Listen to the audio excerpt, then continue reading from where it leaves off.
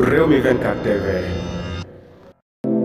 dal leen ak jàmm ci xibaar samedi 13 janvier 2024 mu mel ne rek jamono yi patriote yi nga xamante ne rek ñoom ñoo seq Ousmane Sonko ci jongante bu mag lañ nekk ginnaaw ba ñu gisee démb rek Pastef France collecte li nga xamante ne rek moom mooy 25 millions francs CFA tey jii nag ñii di waa Espagne ñoom ñoo jël yéen a ko gis nii ña nga rek commencé seen préparation mu mel ne rek kon jongante bu métti rek moom moo nar a am ci diggante patriote yi ak seen leader bi di Ousmane Sonko mu mel ne kon Ousmane Sonko li mu am amul kenn rek koo xamante ne mos na koo am ci Sénégal ginnaaw rek démb fële nga xamante ne mooy France bi ñu rek dafay levée de fonds génne lu toll ci 125 millions tey jii waa Pastef Espagne yéen a leen gis ñoom it ñoo jël commencé rek di préparer lak nan lañ nar a génnee ndax ñoo nar a ëppale ñi nga xamante ne ñoom ñooy waa France wala déet en tout cas France moom génne nañ somme bu am solo bu takku sax kon tey jii nit ñi rek ñi ngi xaar ñi nga xamante ne ñoom ñooy Pastef Espagne ñoom jamono yi ña nga rek commencé tey jii tombé ak